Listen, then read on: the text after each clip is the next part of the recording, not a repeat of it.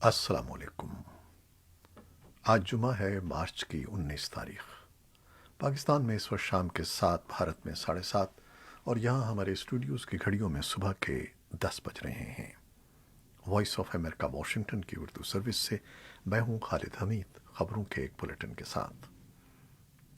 امریکہ، روس، چین اور پاکستان نے افغانستان میں قیام امن کے لیے تمام فریقین سے تشدد میں کمی لانے کا مطالبہ کیا ہے، جبکہ طالبان سے کہا گیا ہے کہ وہ موسم بہار میں اپنی کارروائیاں ترک کر دیں تاکہ امن مذاکرات کو آگے بڑھانے کے لیے سازگار ماحول پیدا کیا جا سکے۔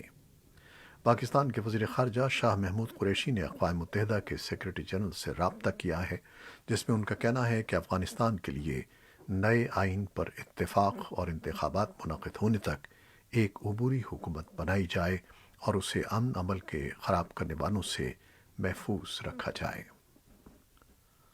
افغان وزارت خارجہ نے ماسکو امن کانفرنس کے بعد جاری ہونے والے مشترکہ بیان کا خیر مقدم کرتے ہوئے کہا ہے کہ اس سے افغانستان کے امن عمل کو آگے بڑھانے میں مدد ملے گی۔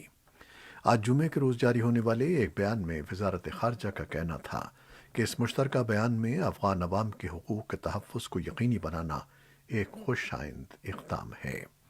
افغان وزیر خارجہ محمد حنیف اتمار نے ایک ٹویٹ میں کہا کہ وہ کانفرنس کے شرکاء کے مشترکہ بیان کا خیر مقدم کرتے ہیں، جس میں فریقین کو دشمنی ختم کر کے امن سمجھوتہ طے کرنے پر زور دیا گیا ہے، اور جس میں افغانستان کی خود مختاری، اتحاد، جمہوریت اور تمام افغان عوام کے لیے برابری کی بات کی گئی ہے۔ کانفرنس کے بعد مشترکہ بیان امریکہ، روس، چین اور پاکستان کی جانب سے جاری کیا گیا۔ قطر اور ترکی خصوصی مہمان کے طور پر اس کانفرنس میں شریک ہوئے۔ افغان حکومت اور طالبان کے وفود کے علاوہ حزب اسلامی کے رہنما گلبدین حکمت یار بھی کانفرنس میں شریک رہے۔ پاکستان فوج کے سربراہ جنرل قمر جاوید باجوہ کا کہنا ہے کہ پاکستان اور بھارت کے درمیان حل طلب مسائل پورے خطے کو غربت میں دھکیل رہے ہیں۔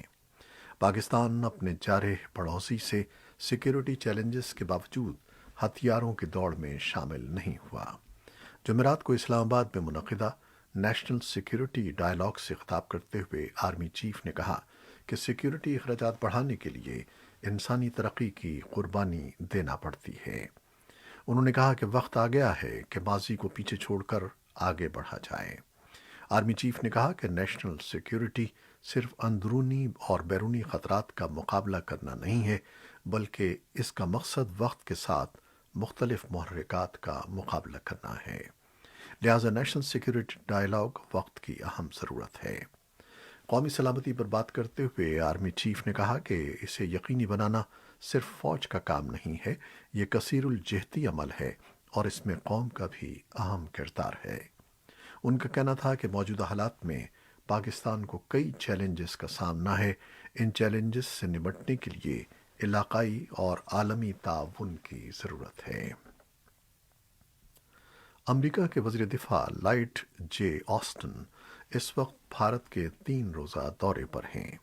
وہ ہفتے کے روز اپنے بھارتی ہم منصب راج ناتھ سنگھ سے مذاکرات کریں گے۔ وزیر اعظم نریندر مودی، وزیر خارجہ ایس جے شنکر اور قومی سلامتی کے مشیر اجیت ڈوول سے بھی ان کی ملاقات متوقع ہے۔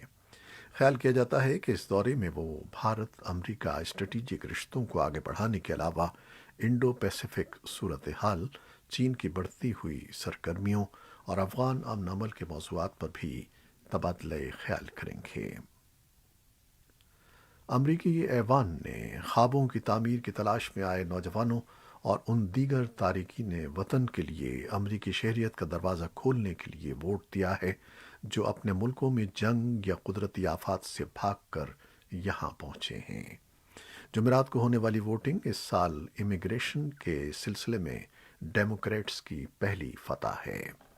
اس معاملے کو سینٹ میں ریپبلکنز کی جانب سے زبردست مخالفت کا سامنا کرنا پڑے گا، جو امیگریشن بل میں بارڈر سیکیورٹی کو سخت تر بنانے پر زور دے رہے ہیں۔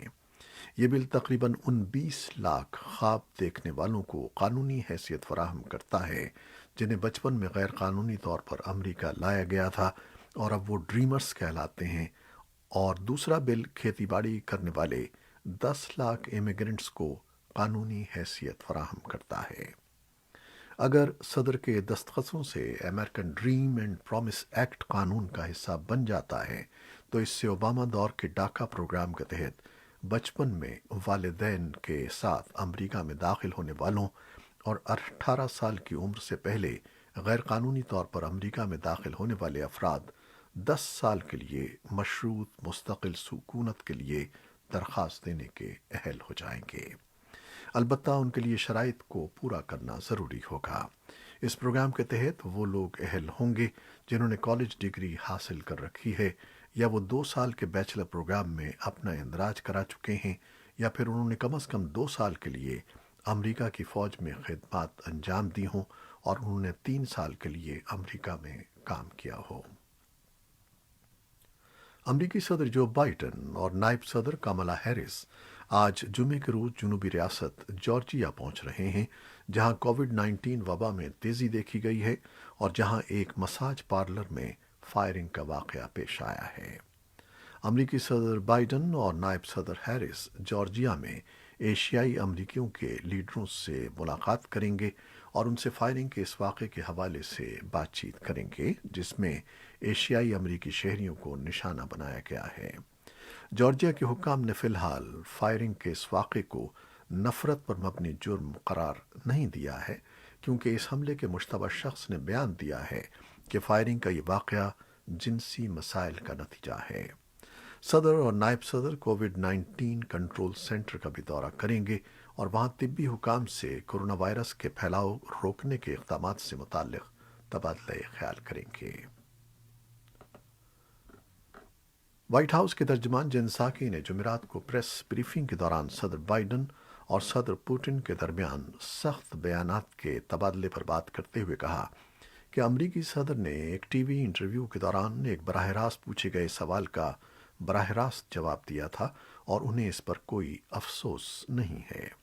ایسوسی ایٹڈ پریس کی رپورٹ کے مطابق وائٹ ہاؤس کی ترجمان کا کہنا تھا کہ صدر بائیڈن اور صدر پوٹن ایک دوسرے کو طویل عرصے سے جانتے ہیں، دونوں ایک عرصے سے عالمی سٹیج پر موجود ہیں، دونوں نے امریکہ اور روس کے درمیان تعلقات کے لیے کئی بار اکٹھے کام کیا ہے اور بائیڈن کو یقین ہے کہ ایسا اب بھی ہو سکتا ہے۔ اس سے قبل روس کے صدر ولادیمیر پوٹن نے امریکی صدر جو بائیڈن کی جانب سے ایک انٹرویو میں خود کو قاتل قرار دیے جانے کے بیان پر تبصرہ کرتے ہوئے کہا تھا کہ امریکی صدر کا بیان خود امریکہ کے مسائل کا عکاس ہے۔ صدر پوٹن نے یہ بات کرائمیا پر روسی قبضے کے 7 برس گزرنے کی تقریب کے موقع پر ایک ویڈیو کال کے دوران صدر بائیڈن کے بیان کے متعلق پوچھے گئے سوال کے جواب میں کہی تھی۔ وائس آف امریکہ کے نامہ نگار اسٹیو ہرمن کی رپورٹ کے مطابق واشنگٹن ڈی سی میں عہدیدار ماسکو کی جانب سے اپنے سفیر کو واپس بلائے جانے پر تحمل سے رد عمل کا اظہار کر رہے ہیں۔ الاسکا میں امریکہ اور چین کے اعلیٰ سطحی عہدیداروں کے درمیان پہلے اجلاس میں دونوں جانب سے ایک دوسرے پر نکتہ چینی کی گئی ہے۔ جمعرات کو یہ پہلی میٹنگ ایسے میں ہوئی جب دونوں ملکوں کے تعلقات میں شدید تناؤ پایا جاتا ہے۔ اس میٹنگ سے ایک روز پہلے بیجنگ نے یہ خیال ظاہر کیا تھا کہ یہ میٹنگ کافی تلخ ہوگی۔ واشنگٹن میں چینی سفیر نے کہا تھا کہ امریکہ کو بہت خوش گمانی ہے کہ چین سمجھوتا کر لے گا۔ امریکی وزیر خارجہ اینٹونی بلنکن اور سیکیورٹی ایڈوائزر جیک سلیون نے چین کے اعلیٰ سفارتکار یانگ جی چی اور اسٹیٹ کونسلر وانگ یی کے ساتھ میٹنگ کا آغاز کیا۔ دونوں جانب سے کیمروں کے سامنے ہی جملوں کا تبادلہ ہوتا رہا۔ امریکی وزیر خارجہ اینٹونی بلنکن نے چین پر زور دیا ہے کہ وہ اپنا زبردست اثر و نفوذ استعمال کرتے ہوئے شمالی کوریا کو اپنے جوہری پروگرام سے باز رکھنے کے لیے قائل کرے۔ خبر رساں ادارے اے پی کے مطابق بلنکن کے بیان سے چند گھنٹے قبل شمالی کوریا نے کہا تھا کہ وہ امریکہ کی جانب سے مذاکرات شروع کرنے کی پیشکش کو نظر انداز کرے گا۔ امریکی وزیر خارجہ اور امریکی وزیر دفاع لائٹ آسٹن اپنے جنوبی کوریائی ہم منصبوں وزیر خارجہ چونگ ی یونگ اور وزیر دفاع سو وک سے سول میں سیکیورٹی سے متعلق بات چیت کے بعد میڈیا سے بات کر رہے تھے۔ بلنکن نے نیوز کانفرنس سے خطاب کرتے ہوئے کہا کہ شمالی کوریا کو جوہری ہتھیاروں سے پاک کرنے میں چین کا اپنا فائدہ ہے، کیونکہ شمالی کوریا عدم استحکام کا ایک ذریعہ ہے۔ ان کا کہنا تھا کہ شمالی کوریا ہمارے لیے اور ہمارے شراکت داروں کے لیے ایک واضح خطرہ ہے۔ چین کی وزارت خارجہ کے ترجمان ژاؤ لی کا کہنا تھا کہ چین جزیرہ نما کوریا میں کسی سیاسی حل کے لیے ایک تعمیری کردار ادا کرتا رہے گا۔ ژاؤ نے جمعرات کے روز میڈیا سے بات کرتے ہوئے کہا کہ علاقائی امن اور استحکام کے لیے تمام فریقوں کو اپنے اختلافات کے حل، بات چیت اور روابط کے لیے ایک ہی سمت کی طرف مل کر کام کرنا چاہیے۔ ایران کے لیے امریکی خصوصی نمائندے رابرٹ میلے نے اندیا دیا ہے کہ عراق میں امریکی افواج پر پس پردہ ایرانی حملوں سے بائیڈن انتظامیہ کے لیے مشکل ہو رہا ہے کہ نئے سفارتی اقدام کے ساتھ امریکہ ایران کشیدگی کو حل کرنے کے سلسلے میں حمایت حاصل کی جا سکے۔ محکمہ خارجہ میں Voice of America Farsi service کے ساتھ بدھ کے روز ایک انٹرویو میں بات کرتے ہوئے میلے نے جوہری معاہدے میں امریکہ کی واپسی کے بارے میں ایران سے اس صورت میں مذاکرات کے لیے بائیڈن انتظامیہ کی خواہش کا اعادہ کیا اگر ایران بھی معاہدے کی پاسداری کرے۔ ایرانی وزیر خارجہ محمد جواد ظریف نے پولیٹیکی کو انٹرویو دیتے ہوئے، جو بدھ کو شائع ہوا، کہا کہ اگر امریکہ جوہری معاہدے کی پاسداری کرتا ہے تو ایران غیر جوہری امور پر تبادلہ خیال کرنے پر غور کرے گا۔ ایران کے اعلیٰ سفارتکار نے بھی شکوک کا اظہار کرتے ہوئے کہا کہ امریکہ ایران کے علاقائی حریفوں کو امریکی اسلحے کی فروخت جیسے معاملات پر بات کرنے کے لیے تیار ہوگا۔ گزشتہ برس نگورنو کاراباخ کے علاقے پر کنٹرول کے لیے آرمینیا اور آذربائیجان کے درمیان نگورنو کاراباخ کی جنگ کے بعد روس اس علاقے میں اپنے فوجی عملے کے 2000 ارکان امن مشن کے حصے کے طور پر 5 سال کے لیے تعینات کر رہا ہے۔ اس خطے میں اپنا اثر و نفوذ بڑھانے کی روسی حکمت عملی کا کلیدی اقدام اسے قرار دیا جا رہا ہے۔ تجزیہ کار اسے جنوبی کاکیشیا پر کنٹرول حاصل کرنے کے لیے روس کا پہلا قدم بھی خیال کر رہے ہیں۔ سیکیورٹی تجزیہ کار نیل ہاور کہتے ہیں کہ اب اس تنازع پر روس کا مکمل کنٹرول ہو گیا ہے اور سوویت یونین کے خاتمے کے بعد یہی علاقہ بچا تھا جہاں روس کے فوجی موجود نہیں تھے۔ پاکستان کے سندھ کے ضلع سکھر میں پولیس نے 5 صحافیوں سمیت متعدد افراد کے خلاف انسداد دہشت گردی قوانین اور ملک سے بغاوت کی دفعات کے تحت مقدمہ درج کیا ہے۔ مقدمے میں نامزد ہونے والے صحافیوں نے الزامات سے انکار کرتے ہوئے کہا ہے کہ اس کا مقصد انہیں انتقامی کارروائی کا نشانہ بنانا ہے۔ تاہم سندھ حکومت کا کہنا ہے کہ وہ کسی بھی صحافی کے خلاف درج مقدمے میں انصاف کے تقاضے پورے کرے گی۔ واضح رہے کہ صوبے میں اس سے قبل بھی صحافیوں کے خلاف دہشت گردی قوانین کے تحت صرف 1 سال میں 50 سے زائد مقدمات قائم کیے گئے تھے، لیکن ان میں سے اب تک ایک بھی ثابت نہیں ہوا ہے۔ اور اب کورونا وائرس سے متعلق کچھ خبریں۔ پاکستان میں کورونا وائرس کی شرح میں اضافہ دیکھنے میں آیا ہے۔ سرکاری اعداد و شمار کے مطابق ملک میں کورونا وائرس کی شرح 8% تک پہنچ گئی ہے۔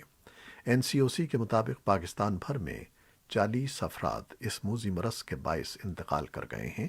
این سی او سی کے مطابق گزشتہ 24 گھنٹوں کے دوران پاکستان بھر میں کورونا کے 42,845 ٹیسٹ کیے گئے، جن میں سے 3,449 افراد میں کورونا وائرس کی تصدیق ہوئی ہے۔ دوسری جانب پاکستان بھر میں کورونا وائرس سے بچاؤ کے لیے ویکسین لگانے کی مہم بھی جاری ہے۔ محکمہ صحت پنجاب کے مطابق صوبے بھر میں اب تک 2,17,637 کورونا وائرس ویکسینز لگائی جا چکی ہیں۔ صدر بائیڈن نے 11 مارچ کو امریکی عوام کو کورونا بحران کے نتیجے میں آنے والی مالی مشکلات کے مقابلے کے لیے $1.9 ٹریلین کے ریلیف پیکج پر دستخط کیے تھے، جس کے بعد رواں ہفتے امریکی شہریوں کو $1,400 فی کس کی رقم کی امدادی چیک وصول ہونا شروع ہو گئے ہیں۔ یہ 1 سال قبل کورونا بحران شروع ہونے کے بعد امریکہ میں دیا جانے والا تیسرا معاشی ریلیف پیکج ہے۔ اس سے پچھلے 2 امدادی پیکج صدر ٹرمپ کے دور میں منظور ہوئے تھے۔ حال ہی میں ہونے والے ایک سروے کے نتائج سے پتہ چلتا ہے کہ کورونا بحران کے دوران امریکہ میں ہائی اسکول کے طلباء نے اعلیٰ تعلیم کے حصول میں کم دلچسپی ظاہر کی ہے۔